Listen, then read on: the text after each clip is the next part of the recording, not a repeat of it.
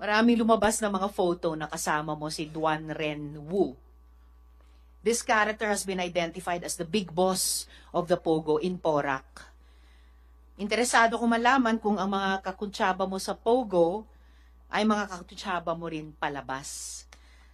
Tinulungan ka ba ni Duan Ren Wu na makaeskapo? Madam Chair, hindi po. Well, kung hindi kanya tinulungan, panahon na para iset yung record straight. Sino ang tumulong sa iyo para makalabas sa Pilipinas?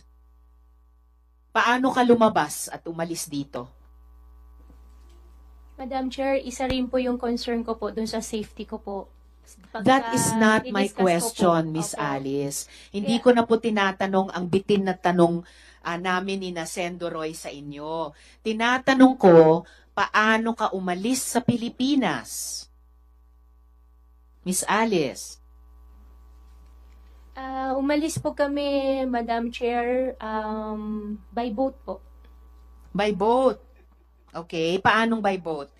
Ang balita ko, may sinabihan ka na umalis ka sa pamamagitan ng, hindi boat lang, isang yate. Tama po ba yon? Yes po, meron po. So yate ang sinakyan nyo. Meron po kami sinakyan po na yate po. Okay, at least malinaw. Hindi na lang small boat, big boat, very big boat. Yate. Madam Okay. Chair, kanino po yung... Yes, SP Pro Temp. Who Kanino? owns the yacht? Madam Sen, hindi ko po alam sino may-ari po nung yate. Sino Miss contact Alice, para gamitin parang yung yacht? actually SP Pro Tem, para ito yung tanong dun sa McLaren. Nung una hindi mo maalala sino nagpahiram. Imposibleng magpapahiram ng napakamahal na kotse, lalo na napakamahal na boat, yate, na hindi mo alam at ipantatakas sa bansa. Ang tanong ni SP Pro Tem, sinong may-ari ng yate? At yon, at saan galing saan nyo sinakyan yung yate? Ano yung naging ruta nyo? Sen, yung yate po, kung sino po yung may-ari ng yate po, hindi ko po talaga alam. That is impossible. Madam Okay, Chair. talagang dapat na na-cite namin kayo in contempt. Unbelievable Madam Chair. yung mga sagot. Madam Chair. Sen Doroy, With the permission related of question. Senate Pro Tem, kung hindi mo alam kung kaninong yate yung ginamit niyo, at least alam mo siguro sino nag-facilitate para makasakay kayo sa yate na yon. Sino? Sen, okay lang po ba na hindi ko po siya i-discuss sa inyo po? No, in public? you No, tell it us is the not truth right okay, now. Miss Alice. Natatakot po ako, hindi ko po Hindi masabi. ka dapat No. matakot. Sino ang nag-facilitate? Yung tanong ni Sen Doroy, sino nag-facilitate na magamit nyo yung yate? Madam Chair, gustong-gusto ko pong sabihin, pero Oh, hindi isulat ko mo sa po papel. masabi po sa public po. Isulat mo sa papel. Isulat mo sa papel at Isulat mo sa ipapasa papel. ng COMSEC sa aming Sige na. mga senador dito. Isulat mo sa papel sino ang may-ari ng yate at sino nag-facilitate masakyan nyo yung yate. Yung may-ari po, tsaka yung nag-facilitate po, hindi po ako sure kung iisang tao po sila. It doesn't matter. Isulat mo yung dalawa o iisang pangalan na iyon sa papel para mabasa naming lahat dito. Sige na. Attorney David, you better tell your client to tell the truth and allow her to write in paper the owner of the yacht. Miss Alice, isulat Saan ka nyo na. sumakay? Saan ka Andyan na yung sumakay? papel. Saan ka sumakay, Alice? Sa yate? Anong port?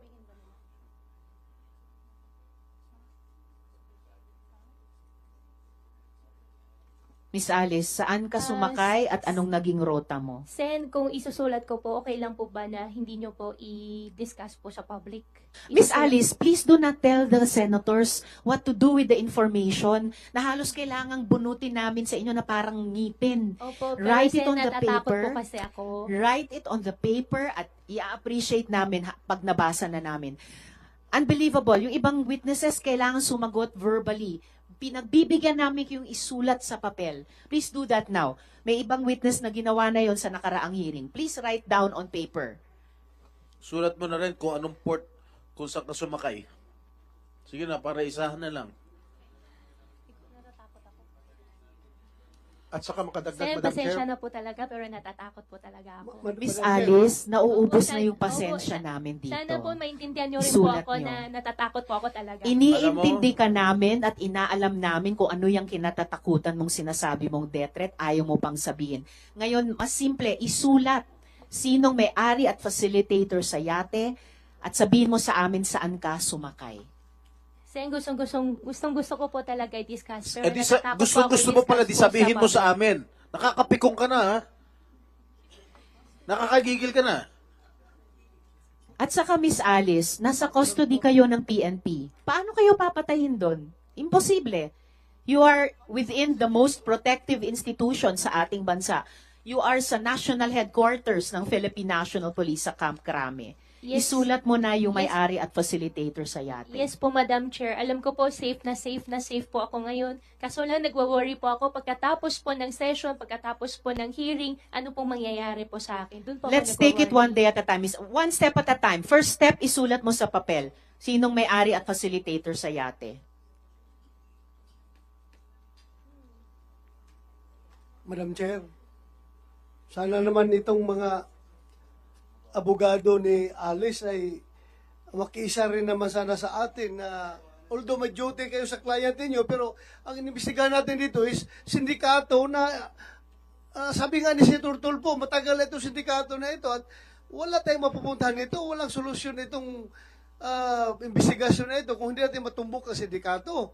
So ngayon, kung wala tayong makuha ditong informasyon, wala na. Baka hindi alam nito mga abogado ni Alice Go na later on, baka sila rin mabibiktima nitong sindikato na ito kung hindi tayo magtutulungan nito. We need a whole of nation approach pagdating sa pagkumbat nitong mga baka ito transnational crimes na itong transnational criminal syndicates na itong involved dito. Kailangan magtutulungan tayo dito dahil bansa natin ang nakataya dito. Hindi lang si Alice Go. Alice Go, kayang-kaya kang protektahan ng PNP. Hindi ka mamamatay dyan. Kaya mag-cooperate ka naman sana para sa Pilipinas. Gumanda naman sana ang Pilipinas. Nayari yung mga sindikato na yan. Tumulong ka. Thank you, Madam Chair. Salamat, Sendoroy. NBI Director Santiago, pwede nyo bang i-assure yung safety ni Miss Alice habang siya ay nasa custody ng gobyerno at sumasagot sa aming komite? Pagka nasa amin pong custody, ay masasagot ko po yan. Salamat. So, nasa custody ka na ng PNP na nagpoprotekta sa inyo. Kung naging sa custody kayo ng NBI, mapoprotektahan din nila kayo. So, answer our questions. Yung yate, ano bang markings nung yate na sinakyan nyo, Miss Alice? Alam ko lang po kulay puti, kung di po ako nagkakamali. Pero wala po akong makitang number, tapos parang may mga wings po, ganun lang po. Okay. So, yeah. Madam Chair, Hindi ko pa nga naitatanong yung number na banggit mo. Anong numbers nakita mo dun sa yating puti na may wings? Actually, naka-cover po kami, kaya wala po akong nakitang number po. Pero alam ko po yate. Wala kang nakitang number, may letters ba sa yate? Meron parang sticker po na wings po, na design lang po. Sticker na wings. Ano yung naka-cover kayo? Ano yun, Miss Alice? May cup po, tapos kahit gabi po, meron po kaming sunglass po. So, nung gabi, tapos naka-sunglasses kayo? Bakit ganon? No, so, nung gabing yon, saang port kayo umalis? Sakay ang yate? Yung port, sabihin ko na. Kasi wala naman tao.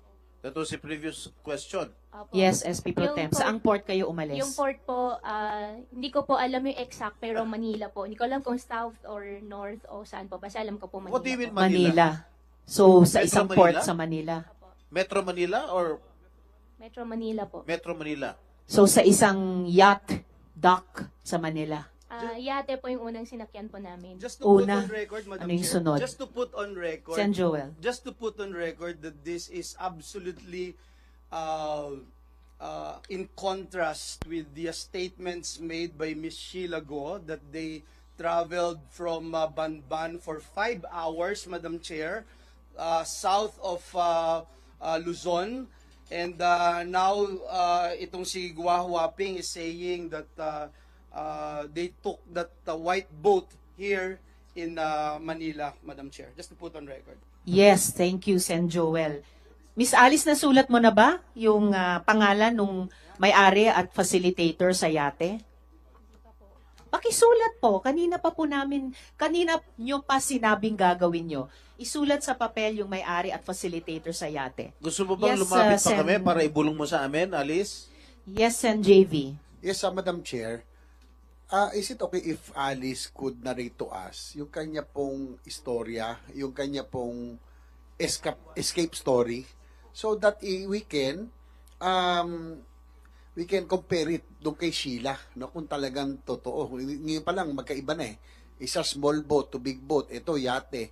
So probably kung pwede lang, Alice, hindi naman ito makaka-apekto sa iyong mga kasong pinail sa iyo, pero gusto lang namin malaman kung paano ka tumakas, kasi matutulungan mo din ang komite para at ang lahat para malaman natin kung sino yung mga tumutulong nang sa ganun yung mga kriminal na tumatakas hindi ito maulit. Yun lang pagtakas mo, gusto natin malaman. Pwede mo inarate sa dahil, Madam Chair? Salamat, Sen JV. Yes, unang-una, pakisulat na sa papel yung may-ari ng yate at yung facilitator sa yacht ride nyo. Pangalawa, ikwento mo yung naging biyahe nyo at ruta mula sa Manila sakay sa yate. But sir, now that Alice Go is in custody, what do you want to hear from her? Or what do you expect from her, sir? Those are two very different questions. What I want to hear from her is for her to lay out exactly how these mogos became such a large.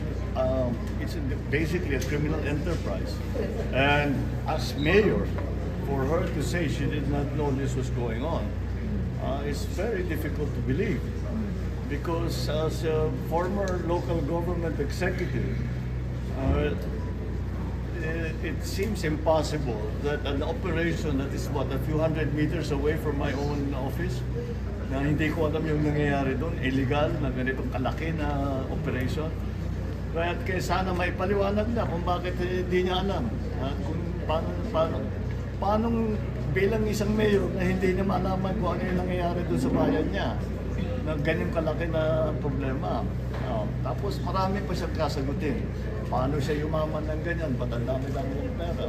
Paano siya naging mayor na hindi naman sa kilala ng tiga doon? All of these things. There are many. All these questions have actually been asked by both the House and the Senate. I just hope she answers it better than her cohorts. Sina Cassandra at saka sina Silong. Very evasive makasagot. Sana naman mabuti-buti ang sagot ni Alice Go as compared sa mga kasamahan niya. Because it will not help her at all to be evasive. Mas bibigat ang magiging problema niya kung hindi siya magsabi ng totoo.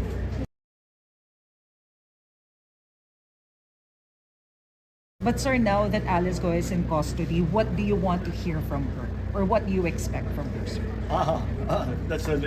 Those are two very different questions. What I want to hear from her is for her to lay out exactly how these mogos became such a large.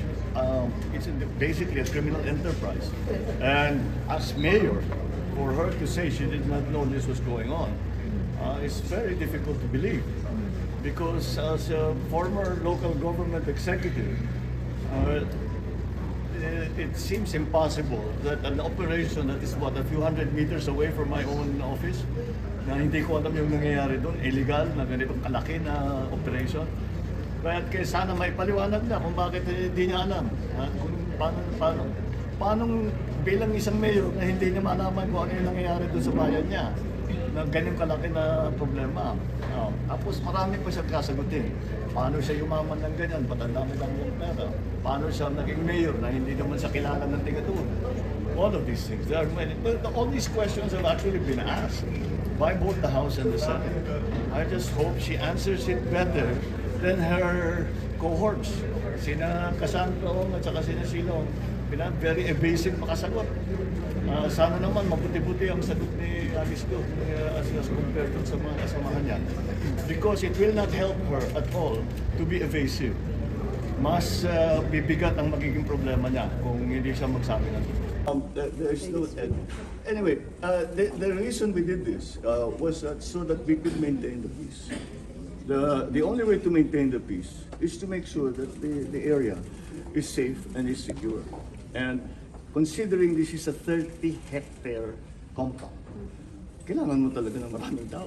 Hindi mo pwedeng gawin ito na isang dosenang pulis. Para hindi na bale yung mga lumalaban o yung mga nagre-resist, nanghaharang, hindi na bale muna yun. Para lang yung pag-inspeksyon ng 30 hectares, kailangan mo na kagad ng maraming tao. So, I do not see. I think what they are talking about is political na yan. Hindi na totoo yan. You go to any human rights advocate, there's nothing that we did. Lahat ng pumasok na pulis, hindi armado. Walang baril, kahit isa. Hindi kami gumamit ng tear gas. Wala kaming ginawang ganun. So anong human rights violation? Marami lang. Kung kukonti yun, mas marami pang nasaktan. Mas maraming nasaktan na supporter ng Kingdom of Jesus Christ. Maraming nasaktan na pulis. Dahil maglalaban. So, kung marami, itapos ka agad ang problema. So, that's what we done. Surrender na lang po. Surrender na lang po. Hindi ko nga maintindihan kung bakit dinadamay ni Kibuloy ang mga tauhan niya. Kasi sinasabak niya yung mga tauhan niya. Wala namang kasalanan niya mga yan. They just believe they're looking for an answer, a value system, and they think they have found it with Kibuloy. But they did not sign up to be in the front line of this kind of thing that's happening now, that they will protect him from arrest, even when he has cases filed against him, not only here in the Philippines, but also in the United States. I don't think so. There's no anyway. The reason we did this was so that we could maintain the peace. The only way to maintain the peace is to make sure that the area is safe and is secure. And considering this is a 30-hectare compound, kailangan mo talaga ng maraming tao. Hindi mo pwedeng gawin ito na isang dosenang pulis. Para hindi na bale yung mga lumalaban o yung mga nagre-resist, nanghaharang, hindi na bale muna yun. Para lang yung pag-inspeksyon ng 30 hectares, kailangan mo na kagad ng maraming tao. So, I do not see. I think what they are talking about is political na yan. Hindi na totoo yan. You go to any human rights advocate, there's nothing that we did. Lahat ng pumasok na pulis, hindi armado. Walang baril, kahit isa. Hindi kami gumamit ng tear gas. Wala kaming ginawang ganun. So anong human rights violation? Marami lang. Kung kukonti yun, mas marami pang nasaktan. Mas maraming nasaktan na supporter ng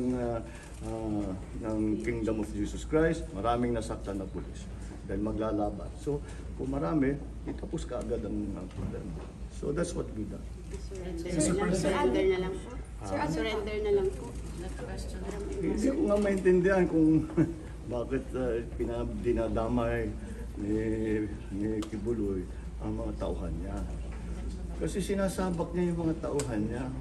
Wala namang kasalanan niya mga yan. They just believe they're looking for an answer, a value system, and they think they have found it with Kibuloy. But they did not sign up to be in the front line of this kind of thing that's happening now, that they will protect him from arrest, even when he has cases filed against him, not only here in the Philippines, but also in the United States.